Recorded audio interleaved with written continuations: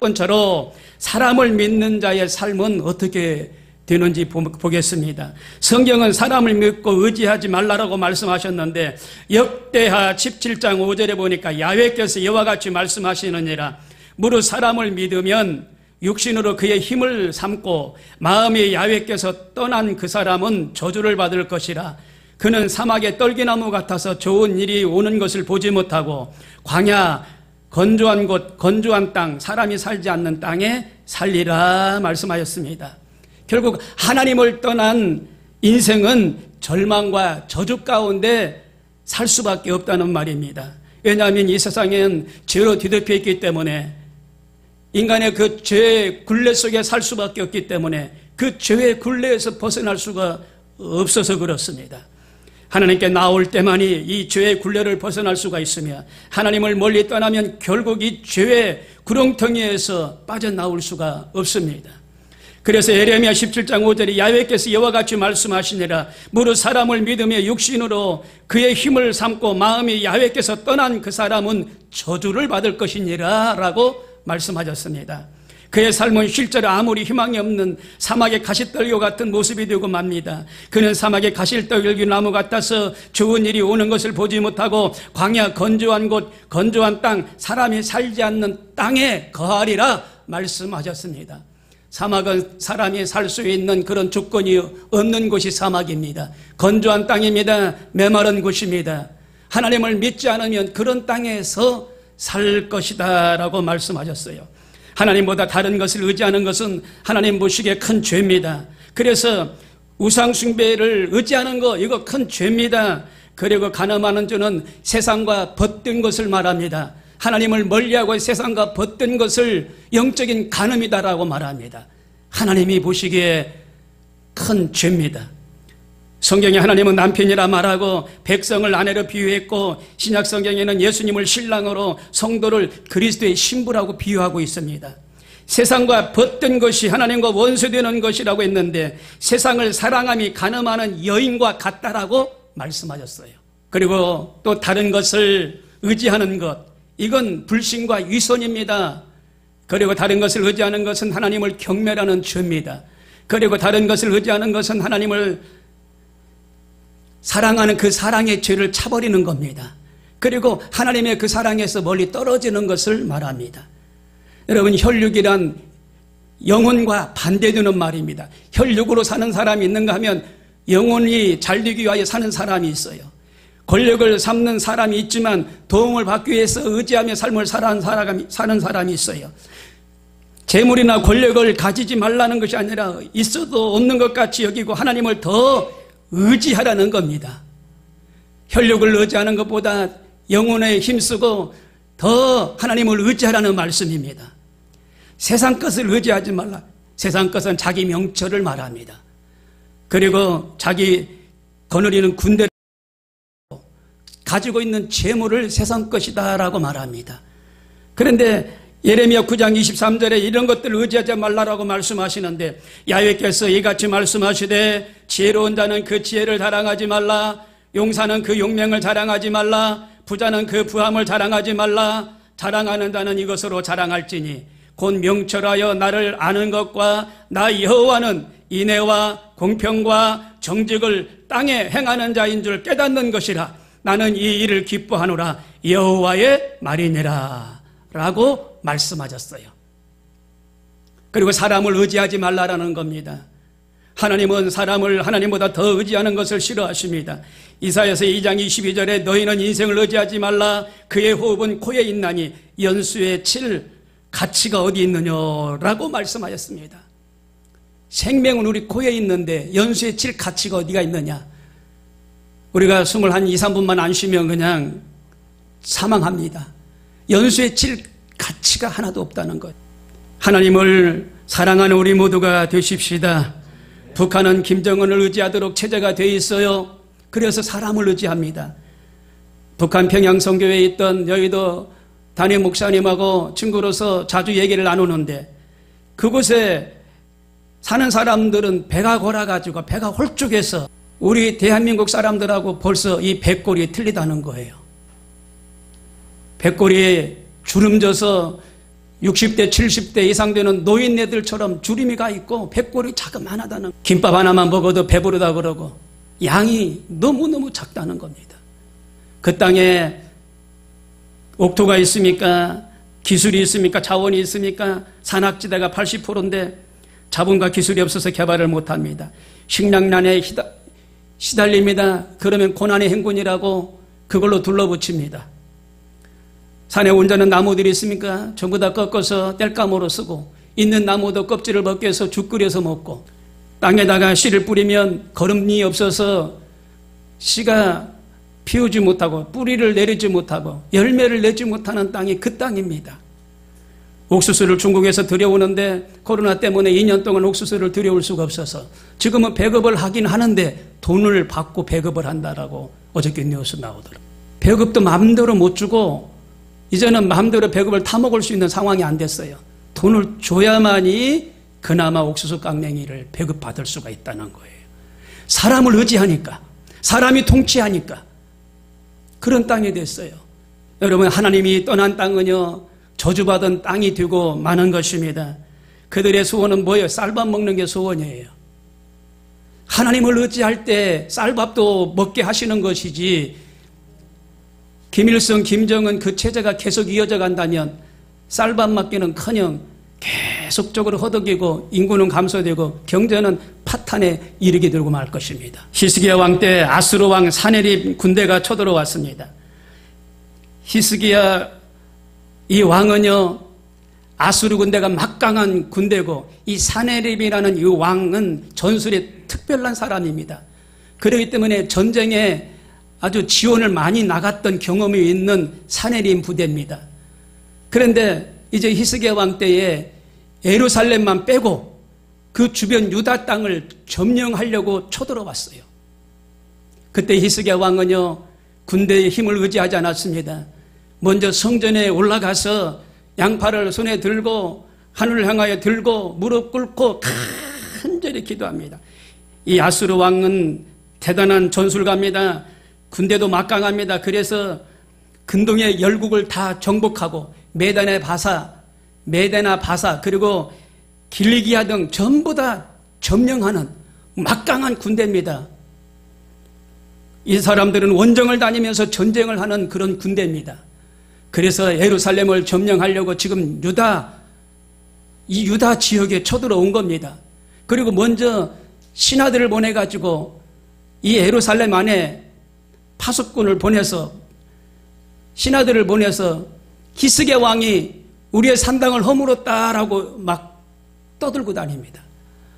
떠들고 다녀요. 편지를 썼다 그러는데 아마 그때 찌라시를 뿌렸는지는 모르지만 편지를 또 썼다 그래요. 그 첩자들이. 그래서 예루살렘을 함락시키려고 하는 겁니다. 그래도 히스기야 왕은 성전에 올라가서 기도합니다. 그리 하나님으로부터 레마를 받고 성도들에게 힘과 용기를 주는데 4번이나 계속 강조해요. 이렇게 말합니다. 역대하 32장 7절에 너희는 마음을 강하게 하며 담대히 하고 아수르 왕과 그를 따르는 온 무리로 말미암아 두려워하지 말며 놀라지 말라. 우리와 함께 하시는 이가 그와 함께 하는 자보다 크니 그와 함께 하는 자는 육신의 팔이요 우리와 함께 하시는 이는 우리의 하나님이 야훼시라. 반드시 우리를 도우시고 우리를 대신하여 싸우리라 하매 백성이 유다 왕 히스기야의 말로 말미암아 안심하니라 라고 말씀하셨어요.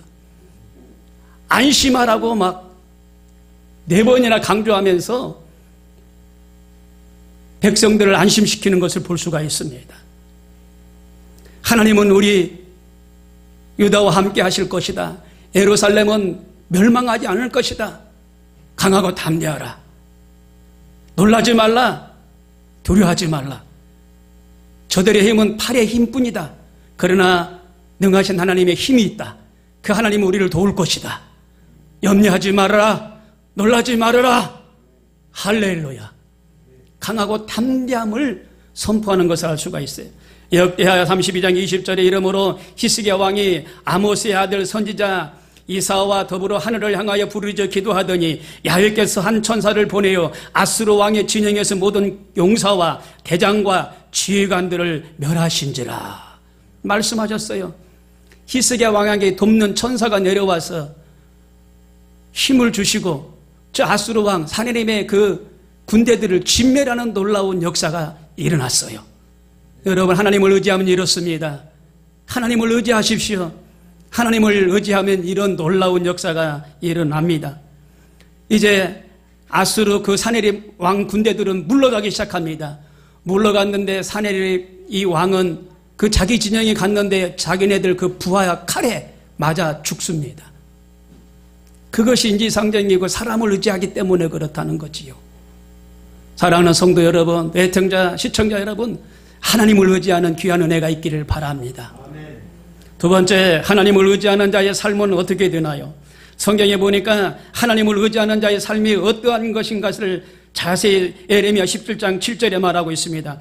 그러나 무릇 야훼를 의지하며 야훼를 의뢰하는 그 사람은 복을 받을 것이니라 라고 말씀하셨어요. 하나님을 믿고 의지하는 자에게 복이 임하는 겁니다. 우리가 믿고 의지할 분은 만복의 근원 되시는 전능하신 하나님이신 줄로 믿습니다. 하나님을 믿고 의지할 때 우리에게 하나님이 복을 주실 줄로 믿습니다. 그래서 좋은 사람을 만나게 하시고 그것이 만남의 복입니다. 가정을 복을 내리시고 직장을 복을 내리시고 하는 일마다 형통하도록 열어주실 줄로 믿습니다. 몸의 질병도 치료하시고 좋은 일이 차고 넘치도록 역사하실 줄로 믿습니다.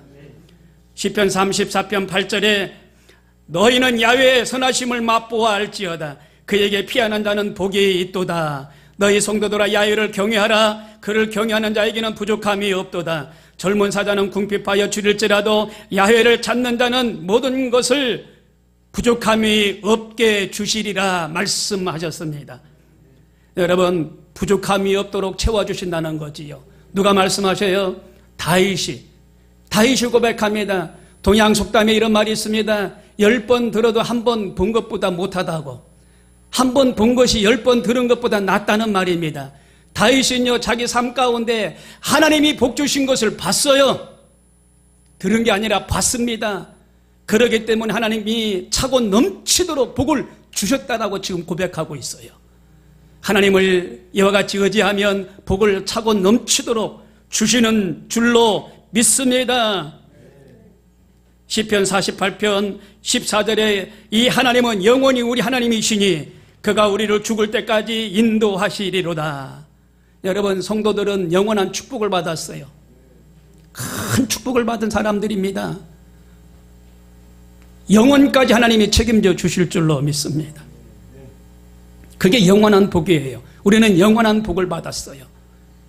이 비밀을 알기 때문에 믿지 않는 사람들에게 이 영원한 복을 받으라고 우리가 전도하고 하고 있는 것을 알 수가 있어요.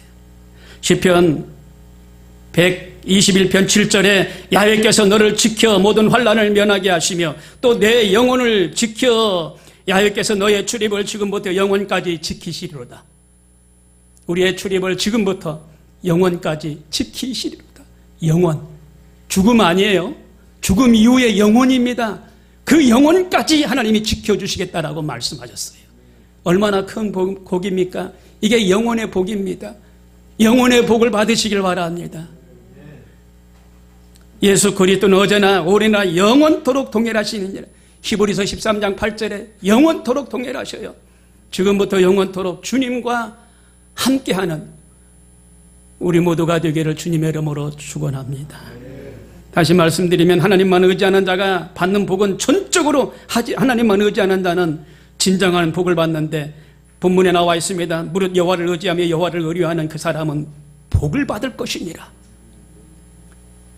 더위가 올지라도 그리고 추위가 올지라도 시험과 재난이 올지라도 하나님이 지켜주시고 보호하신다는 겁니다. 이것이 복입니다. 가뭄은 해에도 환난과 재해가 와도 하나님이 지켜주신다라고 말씀하셨어요. 이것이 큰 복인 줄로 믿습니다. 어떤 재난이나 흉년이 와도 유행병이 돈다고 해도 하나님의 특별한 보호가 있다는 사실을 기억하시길 바랍니다. 환난과 재난이 많은 말세 지말에 더욱 그러한다 할지라도 더욱더 하나님을 의지하는 삶을 살아가야 되는 줄로 믿습니다. 미국의 크로스포인드 교회의 담임이신 피트 윌슨 목사님께서 책을 한 권 쓰셨는데 두려움이 속삭일 때라는 책입니다. 이 책 내용은 이렇습니다. 우리가 지금 믿고 있는 것들을 꽉 붙잡고 있는 한 하나님이 뻗으신 손을 잡을 수가 없다. 하나님 외에 영원한 것은 없다. 당신이 꼭 부여잡고 있는 물건이나 사람이나 상황은 언젠가 당신의 손에서 한 줌의 모래로 변해버릴 것이다. 당신을 떠나지도 버리지도 않겠노라고 약속하신 하나님, 그분의 손을 붙잡으라고 말씀하셨어요. 그 하나님의 손을 붙잡아라. 그 하나님의 손을 붙잡아라. 하나님의 손을 붙잡으면 하나님이 우리를 도와주시고 복을 주신다. 좋은 일 있게 하신다. 풍성하게 하신다. 예수님 믿고 잘 살 수 있는 삶을 열어주신다라고 그 저서 가운데 기록하고 있는 걸 알 수가 있어요. 하나님을 의지하는 저 여러분은 영원한 축복을 받은 줄로 믿습니다. 세 번째, 하나님을 의지하는 자에게 주시는 복이 또 있어요. 셋째로, 하나님을 의지하는 자에게 주시는 복에 대해서 예레미야 17장 8절에 자세히 설명하고 있어요. 그는 물가에 심어진 나무가 그 뿌리를 강변에 뻗치고 더위가 올지라도 두려워하지 아니하며 그 잎이 청청하며 가무는 해에도 걱정이 없고 결실이 그치지 아니함 같으니라. 결실이 그치지 않는다는 겁니다. 물가에 심겨진 나무의 복을 받겠다라고 말씀하셨어요. 물가에 심겨진 나무는요, 그 뿌리가 그 강 줄기에 다 있기 때문에 아무리 더워도 아무리 가뭄이 와도 결실을 맺겠다라고 말씀하십니다. 늘 그 잎이 푸르며 청청하다라고 말씀하셨어요. 가뭄이 와도 그 뿌리가 그 강가에 뻗었기 때문에 수분과 양분을 흡수해서 잎이 푸르고 열매가 항상 있겠노라고 말씀하셨어요. 이스라엘의 중동 지역에 가보면 시띠나무가 있는데 이 시띠나무는요, 생명을 유지하려고 뿌리를 8km까지 뻗는다라고 가이드가 얘기합니다. 8km까지. 물이 있는 데까지 뿌리를 내린다는 거예요. 물이 있는 데까지. 사막이 메마르고 물이 없는데 나무들은 막 숲이 울창하고 고목처럼 서 있어요. 희한하잖아요. 그런데 비밀은 뿌리를 아주 길게 물을 찾아서 수분 있는 데까지, 강가까지 뿌리를 내린다는 거예요. 그러다 보니까 늘 푸르며 청청하고 나무의 열매가 풍성히 맺게 되는 결과를 얻게 된다는 겁니다. 여러분, 포도나무가 잘려봐요 포도 열매를 맺을 수가 있나요? 아무리 맛있는 포도 열매를 낸다 할지라도 잘리면, 그 가지가 나무에서 잘리면 그 순간부터 잎이 마르고 열매를 맺지 못하는 포도나무가 되는 겁니다. 사람은 떠나도 하나님은 우리 곁을 떠나지 아니하십니다. 물질이 잠깐 떠나도 하나님은 다시 우리에게 물질로 채워주십니다. 건강이 잠깐 우리를 떠나도 다시 하나님이 우리에게 건강을 만들어 주십니다. 우리가 그래서 신앙의 뿌리를 깊이 말씀의 생수에 담그고 계셔야 돼요. 우리가 신앙의 뿌리를 깊이 성령의 생수에 담그고 계셔야 돼요. 말씀과 성령으로 충만하면 어떤 문제가 다가와도, 어려움이 와도 넉넉히 이길 수가 있습니다. 주님만 믿고 의지하며 말씀으로 성령 충만한 삶을 살아가는 우리가 모두 되십시다. 시편 1편 1절에 복 있는 사람은 악인들의 꾀를 따르지 아니하며 죄인들의 길에 서지 아니하며 오만한 자들의 자리에 앉지 아니하고 오직 야훼의 율법을 즐거워하여 그의 율법을 주야로 묵상하는 자로다. 그는 시냇가에 심은 나무가 철을 따라 열매를 맺으며 그 잎사귀가 마르지 아니함 같으니 그가 하는 모든 일에 형통하리라 말씀하셨습니다. 이 시냇가에 심은 나무의 복을 우리에게 주신 줄로 믿습니다. 환란에 더운 바람이 불어오고 문제와 어려움의 가뭄이 있다 할지라도 늘 하나님의 은혜가 충만하셔서 잎사귀가 푸르고 청청하여 열매가 풍성한 그러한 삶을 살아갈 수 있도록 하나님이 은혜를 내려 주시는 줄로 믿습니다. 에스겔 47장 12절에 풍성한 열매를 맺는 모습에 대해서 말씀하시는데 강 좌우가에는 각종 먹을 과실나무가 자라서 그 잎이 시들지 아니하며 열매가 끊이지 아니하고 달마다 새 열매를 맺으리니 그 물이 성소를 통하여 나음이니라. 그 열매는 먹을 만하고 그 잎사귀는 약재료가 되느니라.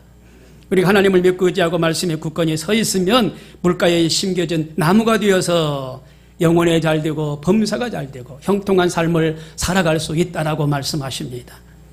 배부른 삶을 살아가고, 그렇죠, 넉넉하고 여유 있는 삶을 살아가고 믿음 안에서 복된 삶을 살아가게 될 줄로 믿습니다. 축복은 빌축자에다가 복자를 쓰는데 복을 빌어주는 것이 축복입니다. 예수 이름으로 하나님의 그 복을 빌어줄 때 그것이 진정한 복입니다. 중국 사람들은 복을 좋아해서 집에 들어가면은 변리개 속에 복자를 써놓고, 숟가락 복자를 써놓고, 밥그릇 복자를 써놓고, 안고 서는 곳에 복자를 수도 없이 써놨어요. 이 글귀가 복을 주는 것이 아니라 복의 근원 되신 하나님이 복을 주시는 줄로 믿습니다. 기쁨의 샘이 넘쳐나게 하시고, 우리 속 깊은 곳에 감사의 샘이 넘쳐나게 하시고, 사랑의 샘이 넘쳐나게 하시고, 그 풍성한 물로 주변에 있는 모든 사람들에게 주의 사랑을 나눌 수 있게 하시며, 우리가 기도하고 나아갈 때 하나님께서 그렇게 우리에게 은혜와 은혜를 더하여 주시는 줄로 믿습니다. 자살하려다가 실패한 이정우 장로님이 여의도에 계시는 장로님이신데, 이분은 사업을 잘 하시다가 IMF가 와가지고 다 망했어요. 이정우 장로님은 이제는 남들이 볼 수 없는 곳에서 자살하겠다라고 제주도로 내려갔습니다. 막걸리 3병하고 수면제 70알을 사가지고 가서 거기 강가에서 그걸 먹고 그냥 떨어졌어요. 근데 여행객이 신고를 했어요. 그 병원에 실려가가지고 위세척을 다 했습니다. 살아났어요. 신고한 사람이 옆에 있게, 아니 내가 자살하려고 했는데 왜 나를 살렸어? 그러니까 그 사람이 하는 소리가, 자살할 힘이 있으면 그 힘 가지고 살으세요. 그러더라는 거예요. 그래서 병원에 치료를 받고 이제 나왔는데 어디 갈 데가 없다는 거예요. 갈 데가. 그래가지고 제주도의 큰 교회, 어디 교회라고 안 나와 있어요. 책을 보면 제주도의 큰 교회라고 그래요. 큰 교회 갔더니 저녁에 문을 열어놨더래요. 그래 들어가서 뒤에 가서 누워서 거기서 잤대요. 그러니까 새벽에 되니까 이제 새벽 예배가 드리고 목사님께서 기도의 소리가 들리고 막 그러는데 이제 깨진 거예요. 깼더니 하나님이 자기를 찾아오셨는데, 이 장로님을 찾아오셨는데 누워있을 수가 없더래요. 일어나서 같이 예배를 드리기 시작했대요. 그리고 또 교회 주변을 맴돌다가 또 저녁에 되면 어디 잘 데가 없으니까 그 교회 저녁에 들어가서 또 자는 거예요. 그리고 어떻게 2,500원짜리 국밥을 사 먹게 되고, 근데 새벽에 목사님 말씀하시는데 깨달음이 왔어요. 이러면 안 되겠다. 내가 한번 살 길 한번 찾아봐야 되겠다. 내가 믿는 하나님이 살아계시는데 내가 왜 이렇게 좌절하고 있지? 말씀을 듣는데 막 힘이 나오더라는 거예요. 할 수 있다. 도전 한번 해보자. 예전에 했던 일이 내가 뭐냐? 건축일이다. 건축일. 그래서 제주도에 건축업자를 찾아갔대요. 자재 파는 건축업자를 찾아갔대요. 이만저만해서 예전에 했는데 지금은 망해서 여기 왔습니다. 2차 저차에서 나 직원으로 써주십시오. 그리고 여기 있는 이 물건들을, 재료들을 제가 많이 팔아드리겠습니다. 그럼 거기에 대한 수익을 몇 프로만 주십시오. 그렇게 계약을 하고 그 자재 파는 그 회사에 들어가게 된 거예요. 거기서 저는 아침, 점심, 저녁을 이제 잡수시면서 자기 노하우를 살리는 거예요. 골프장을 제일 먼저 간 거예요. 이만해서 저만해서 골프장을 거기 개발하는데 우리 자재를 쓰시라고. 우리 자재. 그래서 이것이 성사가 되는 거예요. 그래가지고 그 골프장에 모든 자재를 이 회사에서 대고, 그리고 또 이정우 장로님이 또 다른 사업장에 가가지고 우리 회사 자재를 좀 쓰시라고. 또 그러면 이 자재를 쓰게 되고, 2년 동안을 그 회사에서 근무를 했는데 10억 정도의 이윤을 남기도록 했다는 내용이 나와요. 그런데 거기에서 이제 이윤을 받은 거예요. 이윤을. 그래가지고 이제 자기가 예전에 했던 일이 건설업이기 때문에 건설업을 해야 되겠다. 건설업을 해야 되겠다. 이런 마음을 먹는 거예요. 근데 회사를 이렇게 다닐 때 돈을 좀 받았을 거 아닙니까? 근데 2,500원짜리 국밥을 먹고 나머지는 저녁에 자는 그 교회에서 헌금으로 드렸다는 거예요. 그 얘기를 좀 빠뜨렸는데 헌금으로 드렸다는 거예요. 그리고 내가 이러면 안 되겠다, 살아야 되겠다, 이런 마음을 먹고 이제 건설을 했기 때문에 건설을 하기 시작하는 거예요. 하나님께서 막 도와주시는 거예요. 그래서 이번에 2년 후에 독립을 해가지고 하나님을 위해서 충성하기 시작하는데 제주도에 교회를 세우는 일에 이게 계약이 된 거예요. 교회를 세우는 일에. 그래가지고 또 이 교회를 이제 당신이 처음으로 이제 오너가 돼가지고 세우는데 그 자재도 예전에 회사에 있었던 그 자재를 쓰기 시작하는 거예요. 그러더니 목사님, 장로님이 교회에서 얼마나 도와주시는지 돈도 척척 주시고 그래서 성공적으로 교회를 세웠는데 거기서 이문이 좀 남았대요. 그래가지고 내가 대구 사람이니까 대구에다가 교회를 세워야 되겠다. 대구에다가 목사님들, 선교사님들 쉴 수 있는 쉼터를 내가 세워야 되겠다. 막 이런 생각을 하고 대구에 가서 실제로 그렇게 세워요. 교회도 세우고 선교사님들이 쉴 수 있는 쉼터도 세우고 그래가지고 교회 건축을 하기 시작하는 거예요. 그래서 이정우 장로님이 회복하는 역사가 일어났어요. 그래서 하나님은 살아계신다. 그가 주장하는 건 하나님은 살아계신다. 그걸 주장하고 다니시는 거예요. 여러분, 소망을 갖길 바랍니다. 하나님을 믿고 의지하시길 바랍니다. 사람을 믿지 마시고 미신을 믿지 마시고 사람을 바라보지 마시고 하나님을 바라보시길 바랍니다. 귀한 장로님이 귀한 일을 감당하도록 하나님이 회복시켜 주셨듯이 하나님을 의지하는 자에게 하나님이 영혼의 복뿐만 아니라 범사의 축복도 허락하십니다. 하나님을 잘 믿는 우리 모두가 되기를 주님의 이름으로 축원합니다. 아멘.